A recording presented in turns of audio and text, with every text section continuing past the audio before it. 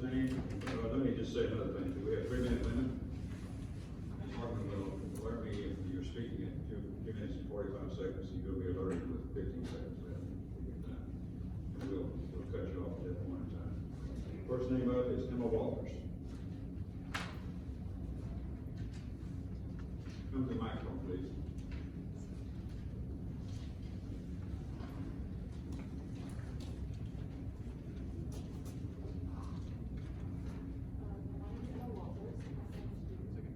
Wait, hold on. Pull that down. There. Yeah. My name is Emma Walters. I'm a former student of Professor Audra Heaslip. Thank you very much. The mic is on. You stay a little closer. Yeah, just speak up.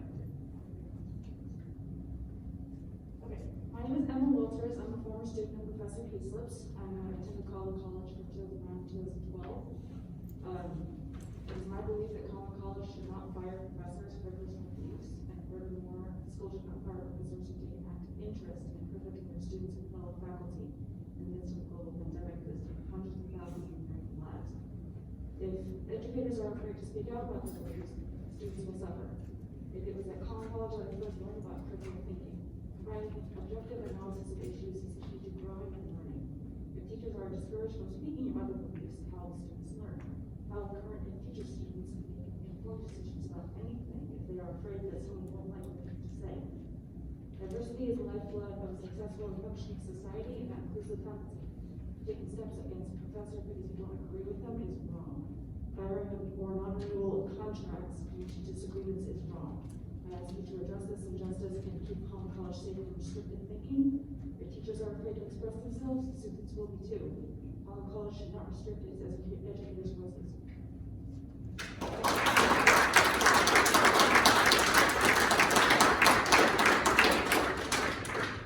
Can we ask you to address the agenda item, if you will, please? Bessie Freehoff.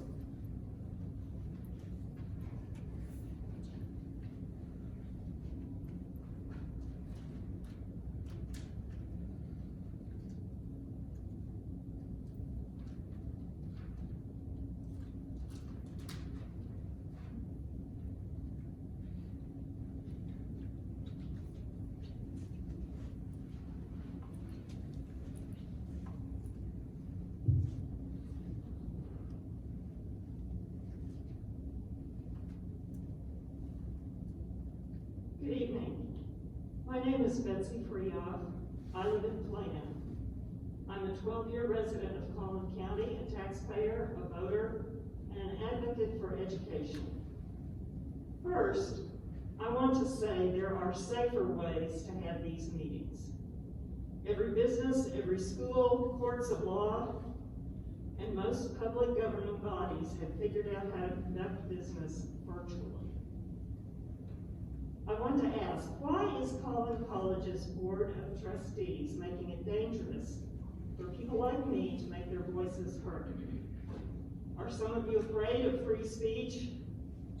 Last year, dozens of citizens turned out for a meeting, and then you cut public comment by 40%.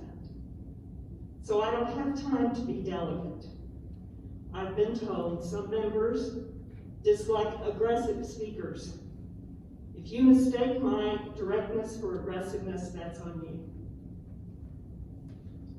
Now, I want to address last week's firing of 2 of your finest professors. It's a firing, no matter how you dress it up in semantics.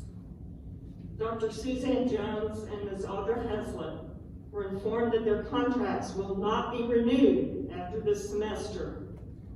They are exemplary professors. They're the targets of retaliation by this college's administration because it is terrified of constitutionally protected free speech and the lawful organizing efforts of educators. Now, what's on the line here? Not only their careers and futures, but also the reputation of Collin College and your reputations as leaders in your community. I sent email to this effect to all members of this board on Tuesday.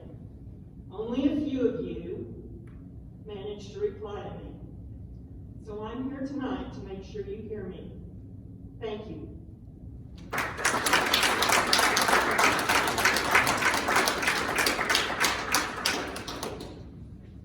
Kathleen Day.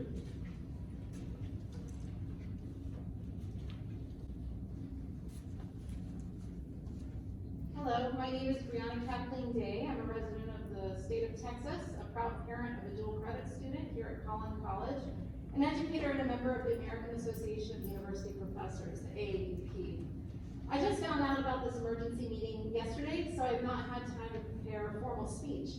And then I realized I didn't need to. Your board policy manual has written it for me. So I understand that there has been concerns from board members that they may not be able to comment on personnel issues. But your own board policy, BBF Local, says the board understands and adheres to its governance roles and responsibilities under board policies and applicable laws. And while it will refrain from any attempt to influence operational decisions like personnel, that is except when it is such an issue being presented for consideration at legally posted board meetings. The board has the ultimate responsibility for everything that happens in the college, not the administration. It is up to you to honor the will of the taxpayers to make these decisions. So I'm speaking in support of Professors Jones and Heaslip, who have been told there will be non-renewed, which is the same thing as being fired. Your board policy DGC Local says all faculty members, full-time and associate, will be entitled to academic freedom. The AAUP defines academic freedom as being both inside and outside the classroom, and so does your board policy. Outside the classroom, the faculty members are free from institutional censorship or discipline for exercising their rights as private citizens to express themselves freely on matters of public concern, that include COVID, to associate with persons or groups as they so choose, and to participate in political and other kinds of activities. This is all that Professors Jones and Heaslip were doing. They were exercising their professional rights as professors, as defined by the American Association of University Professors, your own board policy, many other organizations, including the Association of Governing Boards, your professional organization that is described in the board policy. I could go on. I have lots of excerpts from your own board policy, and I encourage you to go back and read DGC Local.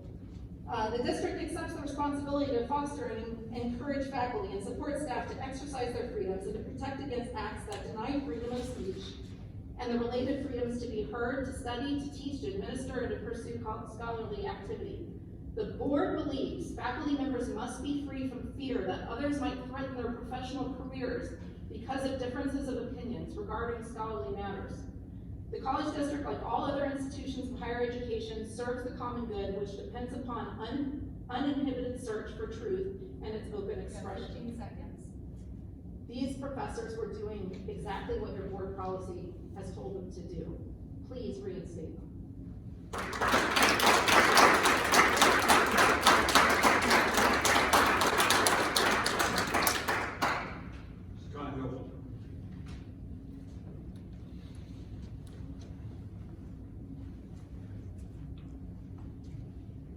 Thank you. I am also here today to address the concerns about the non-renewal of the contract of the two faculty who have been mentioned several times before. I was an associate faculty at Collin College beginning in 2006 until 2019. I no longer am. However, I have several close family members who are still currently faculty at Collin College. They would much prefer to have come here and address you themselves. However, they do not feel safe to do so because it seems to be that when Collin College faculty make comments in public forums that do not that are controversial or that are perhaps against the interests of people on the board, things happen. And there is a palpable sense of fear amongst the people who I know who are faculty. Now, I know that Collin College has a motto saying students first. Okay, students first. I would like to remind the board that the people of Collin College who have the most direct contact and the most direct responsibility for ensuring the interests of the students are the faculty. So if you really do think that students should come first, you should take care of your faculty. You should be sure that they are able to perform their duties and that they can do that both within their duties at Collin College and outside, because many of these people do feel passionate about education and that their care for education extends not just to their service at College, but to other organizations as well, because they believe in the value of education. And you want people like that. You want faculty who are engaged. You want faculty who are motivated. And what you're doing right now is something that is causing fear and distrust within your organization. I would strongly encourage you to reconsider the decision of the non-renewal of contracts. Thank you.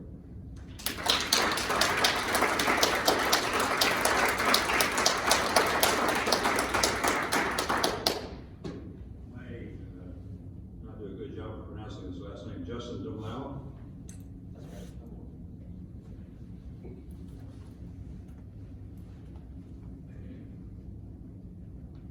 Members of the board, good afternoon. My name is Justin Dumlau. I'm a Wiley resident, a resident of Collin County.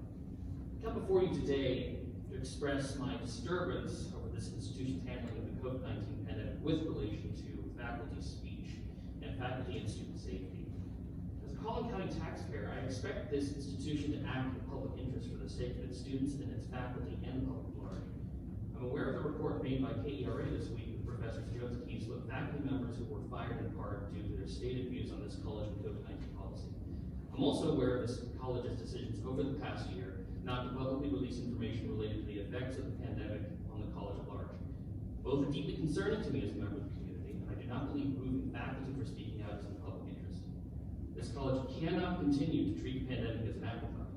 A member of your faculty has died. Over 400,000 people in this country have passed away. Reports are that new, more contagious variants are spreading. If this institution does not do more to take the pandemic seriously, getting people out of harm's way by reducing in-person attendance as much as possible, and sharing vital information with the community, more human lives are in danger. The reputation of this college stands to be tarnished. I urge you all to look closely at current policy and not spend time and taxpayer money attempting to silence voices speaking out about the safety and well-being of those who wish to teach and learn here. Reverse your contract decision, heed faculty warnings, and reduce the spread of the virus. Thank you for your time.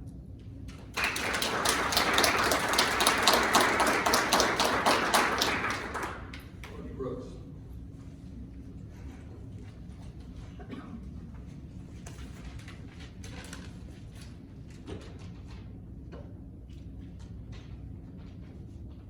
I'm going to read the thoughts of a current faculty member at Collin College, who is unable to speak tonight out of fear of retaliation. The current administration of the Collin College has created an atmosphere of toxicity and fear that I have never experienced in my almost 2 decades at the college. I am terrified and alarmed at the pattern of retaliation and violation of employees' rights that are being engaged in by the college's top administrators. The core values of dignity and respect feel hollow when my colleagues with exemplary records of teaching and service to the college are abruptly denied their approved contract extension simply for exercising their First Amendment rights and participating in the shared governance of the college that SACS requires. We all wonder if we will be next. Between an inconsistent and opaque approach to COVID, the downplaying of illness and deaths within the college community, and the threats from the highest levels at the college that disagreement will result in punishment, the college has become a scary place to work. It is also a shame that the college, which used to be considered by many to be a jewel in the community, is having its reputation destroyed because of the heavy-handed tactics of its leadership being accurately portrayed in local, regional, and national media. Instead of the hard work and dedication of our faculty and staff or the accomplishments of our students being recognized, Collin College is being held up as an example of constitutional and labor law violations in addition to wasteful use of taxpayer dollars. It's sad because it doesn't have to be this way. I hope that your voice on the Board of Trustees can help to correct the injustices that have been done to my effectively terminated faculty colleagues and to work to restore the reputation of the college. The Board of Trustees is the only body capable of making a course correction in this case. Now for me, Matkin, what you're doing is dangerous in saying that the COVID virus is blown out of proportion. It's wrong. You need to pay attention to it. You need to help make your faculty and your students the priority and make them safe. You need to go.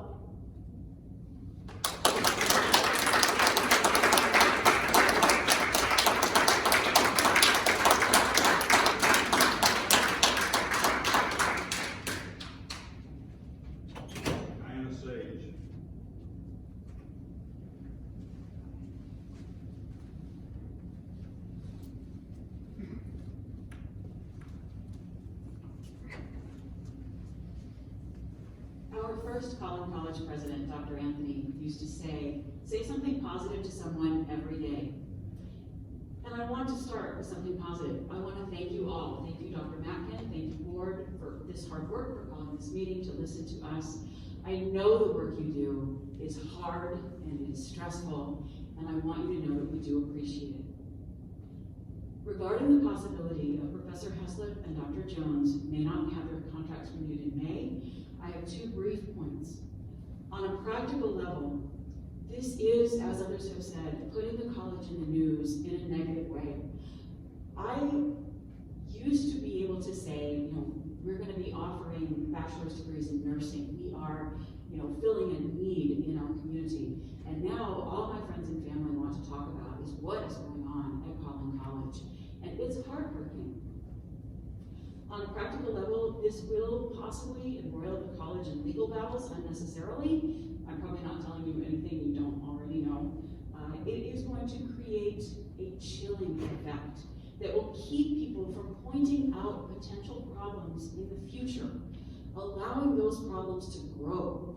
If we create an atmosphere where people are literally afraid to identify problems, those problems are going to grow beneath the surface and become much worse than they otherwise would have been. An ounce of prevention is worth a pound of cure. And you don't know when you need that ounce of prevention unless somebody tells you. This is also going to cause brain drain. Y'all know it is. It is going to be hard to attract the cream of the crop going forward if the reputation of Collin College is that it's a place where you could have the rug yanked out from underneath you at any moment with no due process. On an ethical level, the protocol up to now has been, instead of abruptly declining to renew someone's contract, there is a plan put in place. There's a process to see if issues can be resolved first. To abandon that protocol now, without warning, is to yank the rug out from underneath us. Dr. Jones and Professor Heaslip have been solid, dedicated professors working at this college for years. It is unjust to suddenly yank the rug out from under them and decline to renew their contracts without the accepted process. And it's going to cost us two dedicated, hardworking faculty members who receive good student evaluations, work well with colleagues, and are constantly engaged with students and the college in general. Please renew Audra and Suzanne's contracts in May.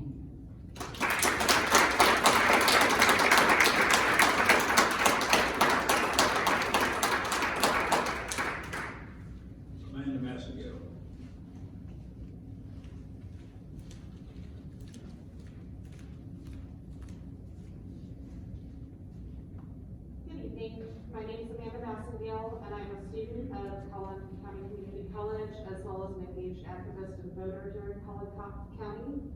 I'm going to share what the Collin County Democratic Party wrote today. The Collin County Democratic Party calls on Collin College District President H. Neil Matkin to immediately reinstate the contracts of Dr. Suzanne Jones and Audra Heaslip, and to review and, if necessary, update Collin College's policies and procedures to protect students, faculty, and staff during the COVID pandemic and any other public health emergency. Collin College, like the rest of North Texas, continues to experience a severe COVID-19 outbreak. Collin College, like any public place where many people congregate, should take every effort to ensure the safety of students, faculty, and staff. And faculty should feel safe in speaking out if they have concerns about the procedures that are intended to keep them safe. This is a very serious issue. In November, a Collin College faculty member who came out of retirement to help teach nursing students, Iris Meda, died from COVID-19.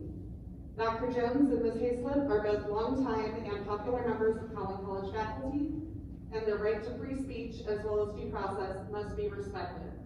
To everybody else, I would like to remind you that we do have an election on May 1st, and 3 seats of this board are up for election. So we're going to keep this in mind as we all mobilize to the polls, because you're putting God knows what over the safety of your faculty, students, and completely compromising the education at Collin College. It's sickening and it's embarrassing to be a student of an organization that would do that. When my first grader and my second grader could figure out how to do online school, pretty sure the college could figure that out as well.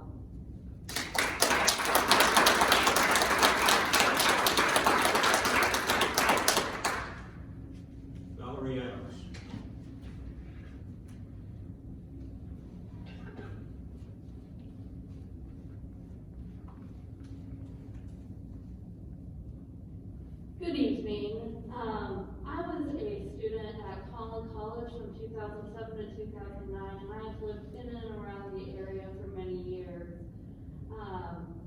And I object strongly to the termination of Dr. Jones and Heaslip for speaking out against the COVID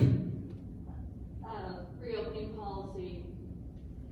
If we figured out back in 2007 how to have online classes, and I took online classes when I was at Collin, we can figure it out in 2021 when the technology has greatly improved beyond anything that was available back then. And frankly, the fact that we're even here is a danger to all of us, but we have made the trek to come out and speak to you because we feel that strongly about this issue, and that these professors should not be punished for valuing their students and their fellow faculty members. You know, community college students tend to be older, less traditional students.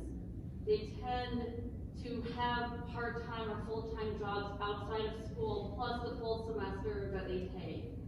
They have, you know, family responsibilities, children, parents, disabled family members, whatever. They have lives outside of college, and it's an extra stressor to have the COVID pandemic right now. And the college administration, the board that I'm speaking to right now, you should be taking the stress off of the faculty, off of the students, so that they can do what they do best. The faculty can teach and enrich, and the students can learn and grow and make Collin College the jewel that we know it can be, but is currently being tarnished. So reinstate these excellent professors who are doing their duty as educators, and let them get back to work so that we can all be better. Thank you.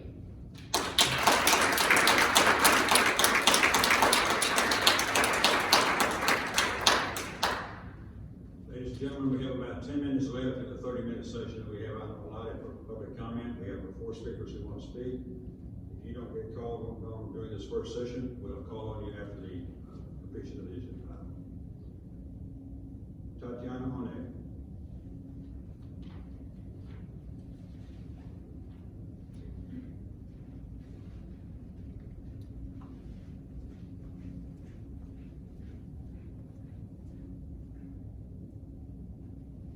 Board of Trustees, hello, my name is Tatiana Oni, and I'm a student here at Collin College. I also serve as the District 4 President of the Texas State Teachers Association Aspiring Educators Program. As a student, a leader, and a future educator, I am deeply concerned about the recent actions of the Collin College administration to fire one of my education professors, Dr. Suzanne Jones. I have had the honor of working with Dr. Jones over the last few years to organize and start a TSTA Aspiring Educators Program on campus. This organization has been such an asset to all of the future educators pursuing an education degree here at Collin College. Just this year, Dr. Jones was instrumental in helping our student organization receive a $2,000 grant from the National Education Association to form a partnership with Plano ISD and their Future Teacher Program. At our meetings, which have had almost 90 aspiring educators and attended virtually, we have been able to learn how to become better teachers through the professional development that Dr. Jones has helped organize. Instead of recognizing and appreciating Dr. Jones for her outstanding achievements in securing grants and professional development opportunities for students, the Collin College administration is trying to fire her. This is appalling and disappointing to all of us that know what an amazing professor she is in the classroom. Like every American, the right to free speech and the right to associate does not stop when you enter the classroom. Dr. Jones is an excellent professor that I have gotten to know very well over the last few years at Collin College. The mentorship she has provided to me has made me a better leader and educator. When she chose to speak out about COVID-19 plans at the college, she was speaking up on behalf of many other students and professors that completely agreed with her, but were afraid to come forward due to fear of retaliation. We shouldn't live in a society where we fear making our voices heard. In reality, change has always come to those that stand up for what is right, and that is why I'm here tonight. I urge the board to do the right thing and demand the administration to reinstate Dr. Jones as a professor by renewing her contract for next year and many years to come.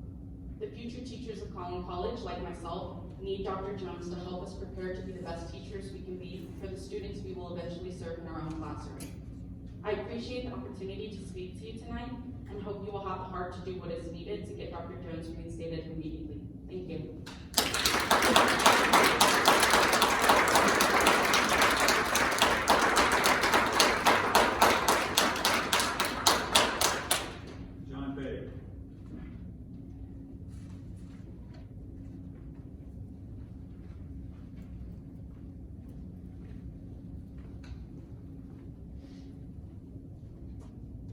Hello, my name is John Petty, and I'm a resident and voter in Collin County, and I have a son here at a son that's a student here at Collin College. We've all been talking about the crisis that's going on at Collin College right now, and we understand that you're considering it a personnel issue. Let me explain to you why it's so much more than just a personnel issue. The faculty members of Collin College are terrified, and I have heard that morale is at an all-time low. These are issues of well-being at the college. The public image of Collin College has been declining since the administration has decided to take aggressive action on the faculty who make this college great. I promise you, it is not the president, the VPs, or the deans who make this college great for the community. It's the faculty, like Dr. Suzanne Jones and Professor Audra Heaslip. The college's well-being and public image should be the board's concern. Additionally, there's the issue of needless money that would be spent on defending the college, lawsuits, and settlements. As board members, you are charged with the fiscal responsibility of the taxpayer's money. You can also take a look at the illegality of just the most recent firings. It seems that administration is getting bolder in their actions, almost as if they think there is no consequences. I won't go into that since you consider it a personnel issue, but you do need to take a hard look at what you're empowering this administration to do. Finally, why does the college have policies that allow for this sort of blatant disregard of faculty with records such as Dr. Jones and Professor Heaslip? They are allowed a grievance hearing with 3 to 5 administrators that answer to Dr. Matkin. After that, there is no path for an appeal to the board. That hardly seems objective. How does the college expect to attract exceptional talent in the future if this is the case? I believe President Matkin is a liability to the college for the reasons that we've talked about. He has shown that he is not willing to listen to faculty and respond rashly to differing positions. The only action that helps to change the college culture is the reinstatement of Dr. Jones and Professor Heaslip. You all have a duty to take this emergency as seriously as the faculty and staff are taking it. As a board, I feel you must take steps and protect the college. Thank you.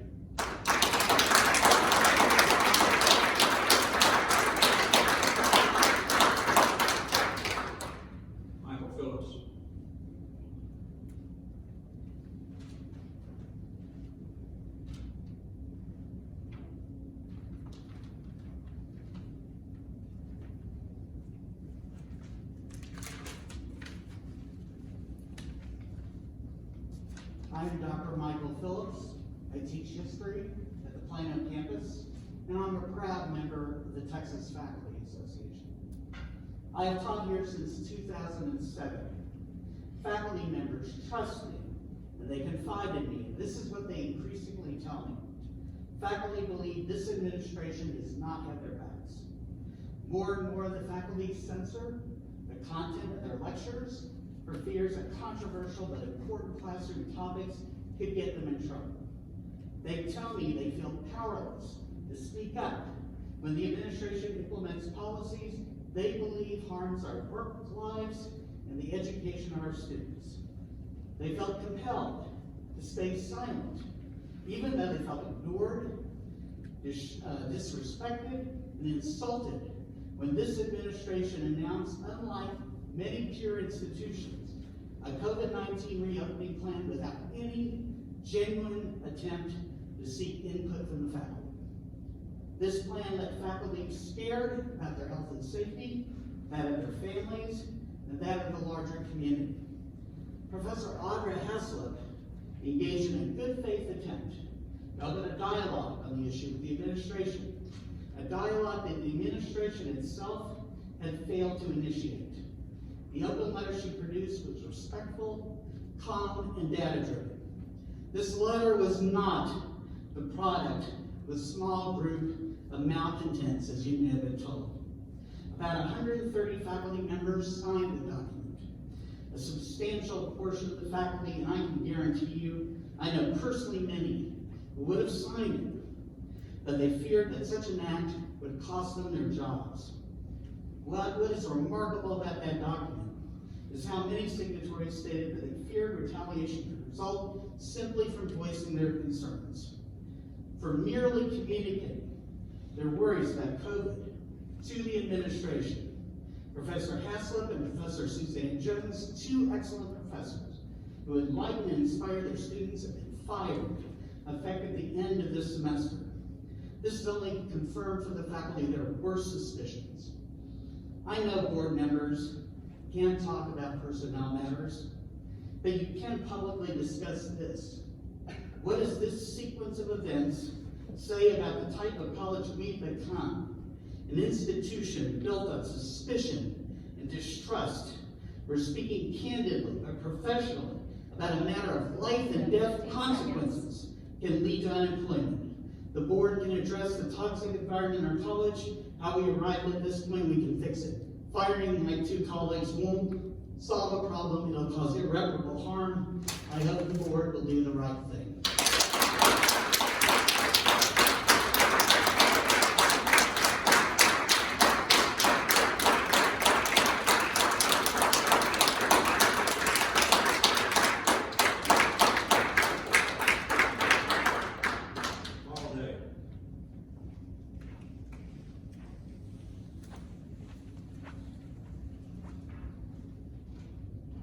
That's really powerful stuff, guys. I don't know what I can say in addition to that, except to say that I'm a father of a dual credit student.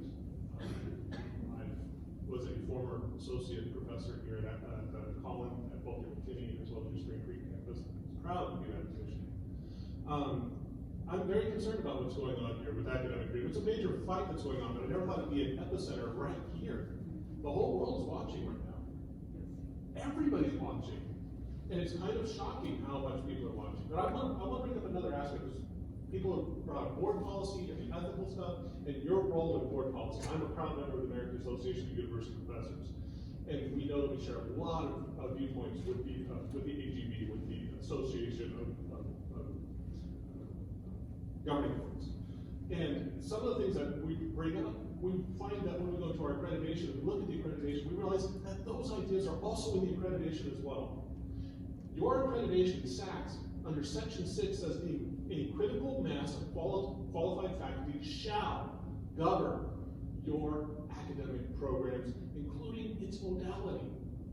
When the idea of coming up with what do we do in the COVID crisis came up, it actually resides with the faculty to make that determination. It's not the president's job to do that.